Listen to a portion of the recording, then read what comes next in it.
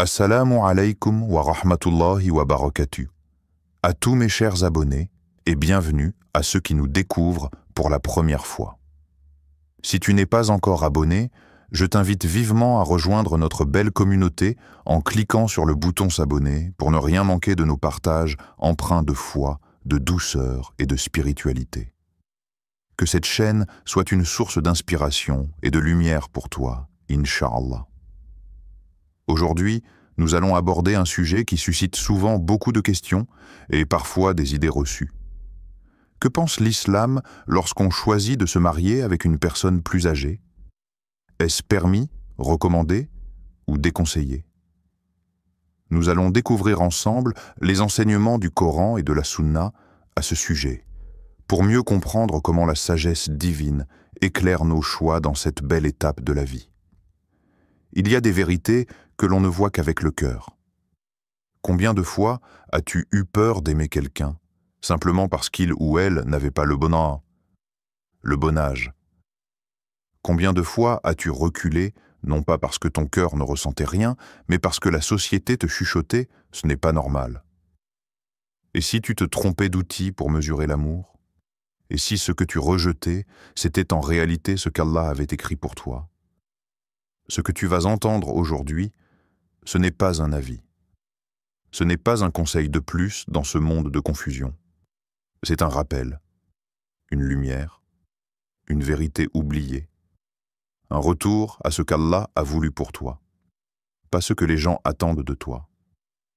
On nous a appris à regarder avec les yeux, rarement avec le cœur. Tu entends souvent « elle est trop âgée »,« il est trop jeune », comme si l'amour devait porter l'étiquette du calendrier pour être légitime, comme si les cœurs devaient être traduits en données pour être compris. Et ainsi, des âmes pures passent inaperçues, des unions précieuses sont abandonnées, tout cela à cause d'un chiffre. Mais depuis quand Allah nous a-t-il dit de marier une image? Depuis quand a-t-il ordonné de choisir un visage au lieu d'un cœur? Le prophète, l'homme au cœur le plus pur, a aimé Khadija, radiyallahu anha, une femme plus âgée que lui. Il ne l'a pas regardée à travers les années. Il l'a vue à travers sa loyauté, sa force, sa foi. Leur mariage est devenu l'un des plus beaux témoignages de l'amour véritable. Et pourtant, aujourd'hui, ce genre d'union ferait froncer des sourcils. Les gens parlent. Mais Allah regarde. Ce ne sont pas vos corps ni vos visages qu'Allah regarde, mais vos cœurs et vos actes. Hadith authentique, musulman. Ce que la société glorifie finit toujours par faner. La beauté s'efface, la jeunesse s'use, les apparences trahissent. Mais un caractère forgé dans la foi, une patience ancrée dans l'adoration, une âme tournée vers l'au-delà, ça, rien ne l'efface. Alors pourquoi sacrifier ce que ton cœur reconnaît pour plaire à des regards qui changent? Tu n'as pas été créé scié pour plaire à la foule. Tu as été créé pour aimer ce qu'Allah aime, qu'Allah, il y a des mariages qui brillent à l'extérieur et se brisent à l'intérieur. Des unions parfaites sur papier, dignes d'un conte, mais vides d'âme. Pourquoi? Parce qu'elles ont été construites sur l'apparence, la jeunesse, le confort matériel. Mais la jeunesse vieillit, la beauté change, et les fortunes vont et viennent. Un mariage ne tient pas sur des murs décorés. Il repose sur une fondation invisible, le caractère, la loyauté et la piété. Ces trois-là ne s'effondrent pas avec l'âge. Au contraire, ils s'affermissent avec le temps. Ce sont les racines profondes que le vent ne peut déraciner. Tu peux avoir le même âge, la même culture, les mêmes références, et pourtant être deux étrangers sous le même toit. Tu peux aussi être séparés par des années, mais unis par la même vision, le même objectif, la même destination, Allah. Ce n'est pas la ressemblance des parcours qui rend une relation solide, c'est la ressemblance des cœurs. Dans la sourate Al-Furqan, Allah décrit ses serviteurs comme ceux qui marchent humblement sur terre et qui disent « Seigneur, donne-nous de nos épouses et de nos descendants la joie des yeux, et fais de nous des guides pour les pieux. » Sourate Al-Furqan, versets 63 et 74. Voilà la vraie ambition. Chercher un partenaire avec qui on élève l'autre, pas son image sociale. Ne réduis pas le mariage à un projet d'apparat. Fais-en un acte d'adoration, car ce n'est pas l'âge qui donne la stabilité, c'est la foi partagée, la sincérité échangée, la patience construite jour après jour. Aimer pour Allah, pas pour l'image. Il y a un amour qui éclaire les visages, et un autre qui éclaire les âmes. Le premier se montre, il se photographie, se commente, se partage, mais il s'épuise, parce qu'il a besoin qu'on le regarde pour exister. Le second se cache. Il grandit en silence, dans les prosternations, dans les sacrifices discrets, dans les pardons répétés. Et c'est lui qui reste quand tout le reste s'efface. Aujourd'hui, beaucoup rêvent d'un mariage parfait, selon Instagram. La robe, les fleurs, le cadre, les regards, mais qu'en est-il du cœur, de la sincérité dans les invocations, de cette main qu'on serre quand l'âme tremble? L'amour, le vrai, n'est pas un théâtre. C'est un chemin, un pont tendu vers Allah. Chaque pas, chaque épreuve, chaque larme devient une montée vers lui, si le but est noble.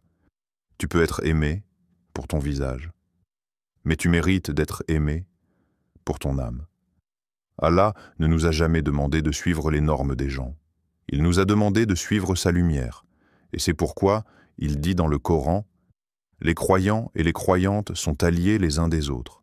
Ils commandent le convenable, interdisent le blâmable, accomplissent la prière. » Sourate At-Tawbah, Veau 71. Un vrai compagnon est un allié dans la foi, pas un décor dans ta vie. Alors, si tu trouves quelqu'un qui t'aide à prier quand tu veux abandonner, qui te ramène vers Allah quand tu t'égares, garde-le. Ce genre d'amour ne fait pas de bruit. Il fait des duas, et il mène au paradis. Le mariage n'est pas un concours. Ce n'est pas une vitrine à embellir. Ce n'est pas une course à celui ou celle qui plaît le plus à l'œil ou au monde. C'est un pacte, un engagement sacré, un acte d'adoration. Dans notre époque, tout est mesuré. Like, follower, réussite visible. Et on finit doucement par mesurer aussi l'amour. On le réduit à un âge, à un statut, à un parcours idéal. Mais ce sont des illusions. L'union sincère ne se lit pas sur une fiche. Elle se vit dans le silence de l'épreuve, dans la constance du respect, dans la patience des jours durs. Un mariage islamique, c'est choisir un cœur, pas une façade. C'est dire oui à quelqu'un qui prie pour toi en secret. C'est construire, non pas une maison parfaite, mais une maison stable, faite de foi et de miséricorde. Et c'est pour cela que le prophète a dit: « La femme est épousée pour 4 choses, sa richesse, sa lignée, sa beauté et sa religion. Recherche celle qui a la religion, tu seras gagnant. » Hadith authentique, Al-Bukhari et Muslim. Allah a déjà écrit ton partenaire, bien avant que tu ne viennes au monde, et quand il t'accorde une âme qui t'aide à le retrouver, c'est un cadeau, pas une coïncidence. Ne cours pas après ce que le monde admire. Cherche ce qui a été préparé pour ton cœur.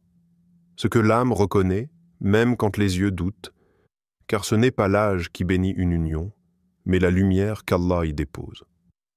Un jour, les regards se détourneront, les apparences s'effaceront, les corps vieilliront, les voix s'éteindront, et il ne restera qu'un cœur.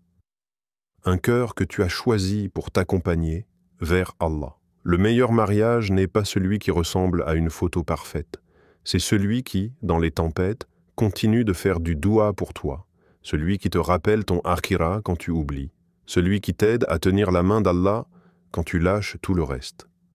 Ne cherche pas quelqu'un pour cette vie. Cherche celui ou celle qui te mène à l'éternité. Qu'Allah t'accorde une union qui apaise ton âme, renforce ta foi et éclaire ton chemin jusqu'à lui. Amin.